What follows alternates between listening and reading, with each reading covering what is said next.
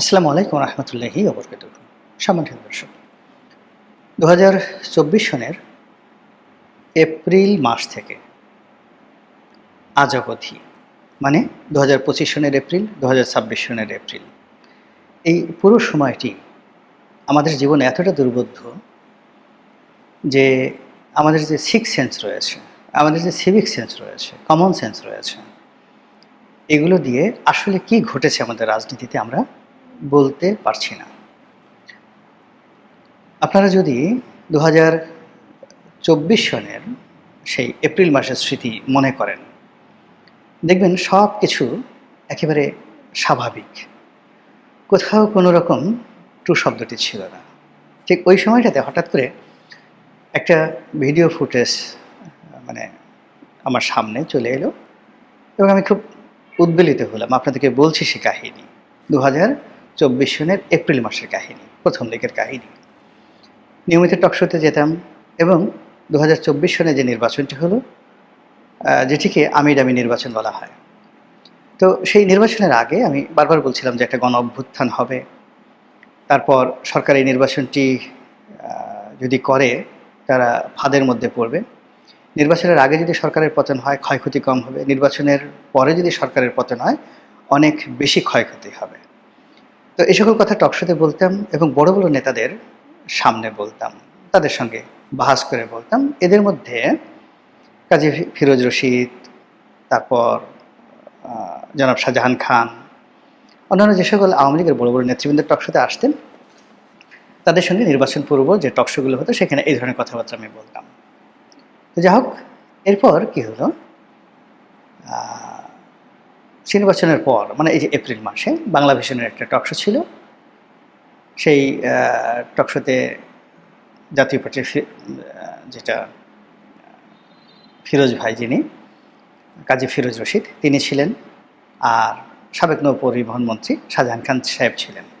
তো আমরা যখন আড্ডা মারছিলাম সেই যাকে বলা হয় রুমের মধ্যে, তখন শাহজাহান খান আমাকে বললেন যে, এই রনি, তুমি তো খালি সারাক্ষণ আমাকে ভয় দেখাতে, বড় বড় কথা বলতে, গণ-অভ্যুত্থান হবে ইত্যাদি ইত্যাদি সব কিছু।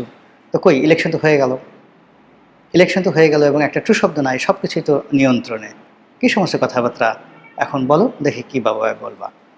তা আমি তাকে বললাম যে এটার উত্তর আমি দেবো আজকের টক শোতে, আপনার কাছে এখানে বললে আর আকর্ষণ থাকবে না। আচ্ছা ঠিক আছে, বলো বলো বলো। তৈমুর, মানে বাংলা ভিশনের যে উপস্থাপক আছে তৈমুর, ওর অনুষ্ঠান।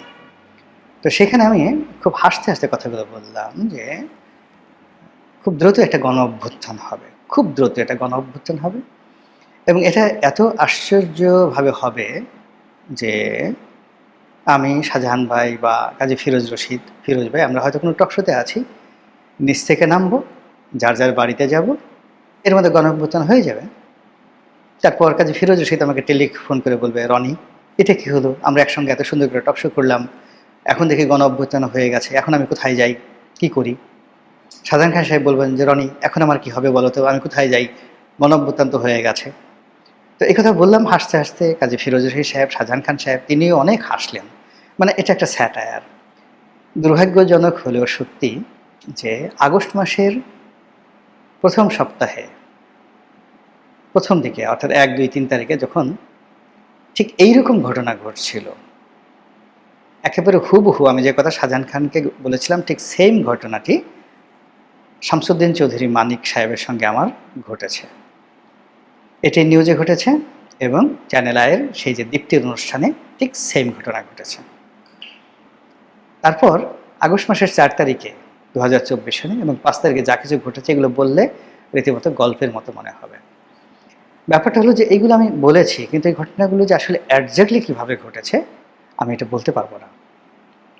অনেকে ম্যাটিকুলাস ডিজাইনের কথা বলেন, অনেকে চক্রান্তের কথা বলেন, হোয়াট এভার মেবি, কিন্তু আমি এইগুলোর ডট মেলাতে পারছি না কীভাবে কী হলো। শেখ হাসিনার পতন কীভাবে হলো, তিনি কীভাবে হেলিকপ্টারে চড়ে গেলেন, কীভাবে নিরাপদে ভারতে চলে গেলেন, কীভাবে আওয়ামী লীগের নেতারা একে একে সকল শীর্ষ নেতারা বাংলাদেশ থেকে এয়ারপোর্ট দিয়ে, সীমান্ত দিয়ে একেবারে নির্বিবাদে চলে গেলেন।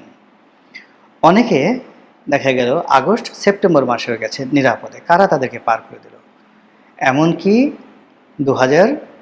26 সনে অনেক মানুষ গিয়েছেন, শুধু 25 সনে নয়, 26 সনে আওয়ামী লীগের অনেক সিনিয়র নেতৃবৃন্দ চলে গেছেন। এই ধরুন শিরীন শারমিন চৌধুরী যেভাবে ধরা পড়লেন, যেভাবে জেলে গেলেন এবং যেভাবে তিনি জামিনে মুক্ত হলেন, আপনার কাছে একটা আশ্চর্য মনে হয় না যে এটা কী করে হলো, এতদিন কোথায় ছিলেন? এই যে আমরা প্রশ্ন করতে পারি না, এই প্রশ্ন করতে না পারার কারণেই বর্তমানে যারা আছেন তারা আগামীতে ঠিক এরকম বিপদে পড়বেন, যতক্ষণ না পর্যন্ত এই প্রশ্নগুলো তারা মীমাংসা না করেন যে অতীতে এই জিনিসগুলো কীভাবে হয়েছে। আমরা একইভাবে আমি বলেছিলাম, একেবারে আপনারা যদি তৃতীয় মাত্রা দেখেন 2024 সনের আগস্ট মাসের 10 কিংবা 12 তারিখে, তো সেই 10 কিংবা 12 তারিখে তৃতীয় মাত্রা হলো, তখন সবেমাত্র ডক্টর মোহাম্মদ ইউনূস এসেছেন 2-3 দিন। আমি বললাম যে ওনাকেও ক্ষমতা থেকে চলে যেতে হবে খুব দ্রুত, অপমানিত হয়ে, লাঞ্ছিত হয়ে।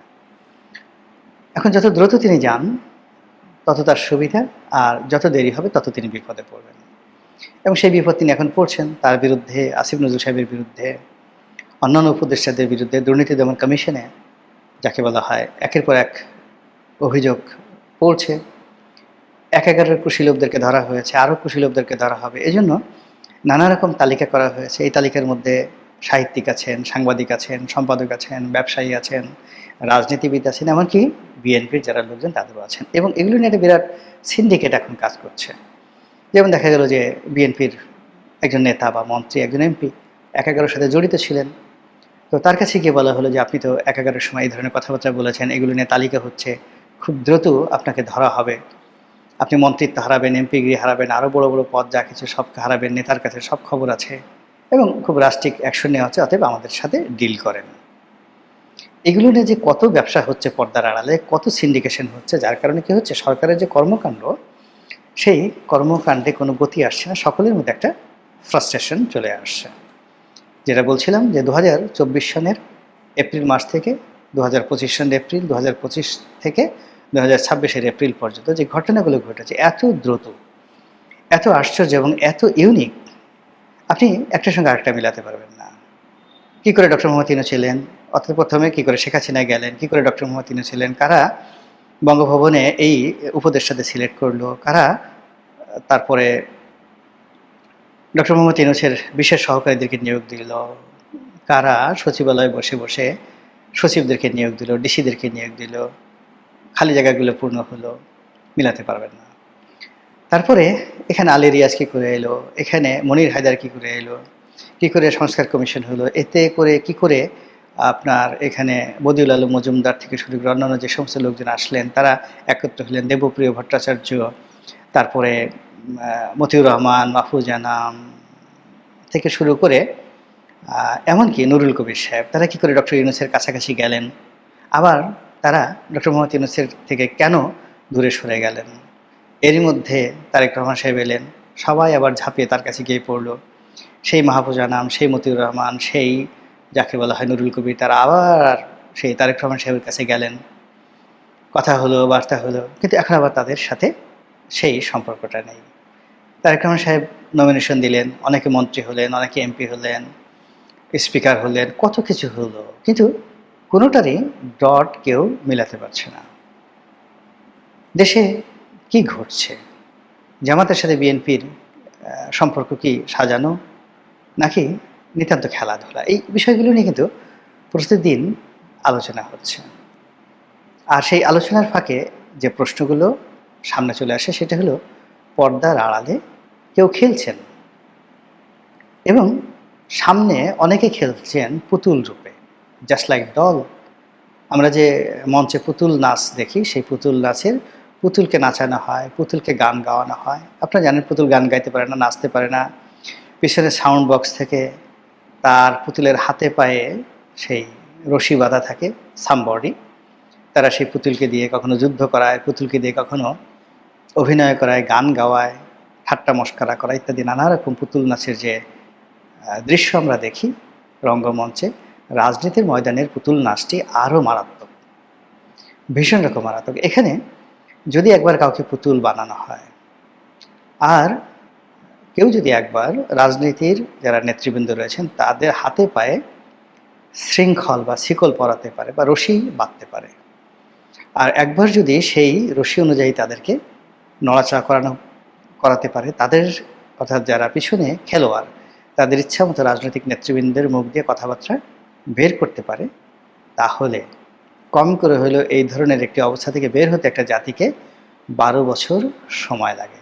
আবার বলছি, যখন রাজনীতিবিদরা পুতুল হয়ে যান, তাদের নিজস্ব কোনো কমান্ডিং ভয়েস থাকেন না, একজন হামিদ কারজাই হয়ে কিংবা একজন লেন্দুফ দর্জি হয়ে, কখনো দিল্লির কখনো ওয়াশিংটনের, কিংবা শ্রীলঙ্কার রাজা পাকসে হয়ে বেইজিংয়ের হুকুম যখন তামিল করতে যান কেউ, এবং যখন এই ধরনের পরিবেশ পরিস্থিতি তৈরি হয়ে যায় ব্যাপকভাবে, তখন দেবালয়ে আগুন লেগে যায়।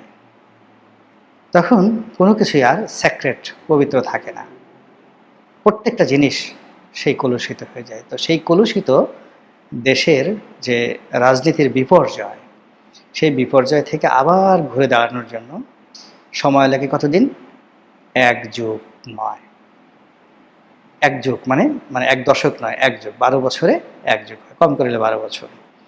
তো কাজেই আপনি যদি 2024 সন থেকে আপনি ধরেন যে আমরা আসলে পুতুল হয়ে গেছি, আমি বলছি না পুতুল হয়ে গেছি, ধরতে বলছি, জাস্ট ইমাজিন, দেখতে থাকুন, তাহলে 12 বছর পরে কত হবে? 12, 12 দুগুণে 24, 3 12 36। তাহলে 2036 সন ছাড়া আমরা এখান থেকে মুক্ত হতে পারবো না। আবার যদি ধরুন যে একটা জাতি কি করে এভাবে শৃঙ্খলিত হয়, সেই শৃঙ্খলিত হতেও কিন্তু তার 1 যুগ সময় লাগে। আওয়ামী লীগের যতটুকু ক্ষমতা শক্তি 2012 সন পর্যন্ত ছিল, 2013 সন থেকে তারা তাদের স্বাধীনতা হারাতে থাকে, শক্তিমত্তা হারাতে থাকে, এবং তারাও পুতুলে পরিণত হতে থাকে। এবং সেই পুতুল ম্যাচিউর হতে হতে 2024 সন চলে যায়, 12 বছর পরে তাদের পতন ঘটে।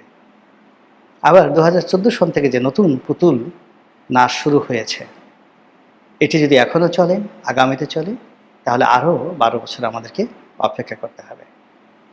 মহান আল্লাহ আমাদের সবাইকে হেদায়েত দান করুন এবং হেফাজত করুন। আসসালামু আলাইকুম ওয়া রাহমাতুল্লাহি ওয়া বারাকাতুহু।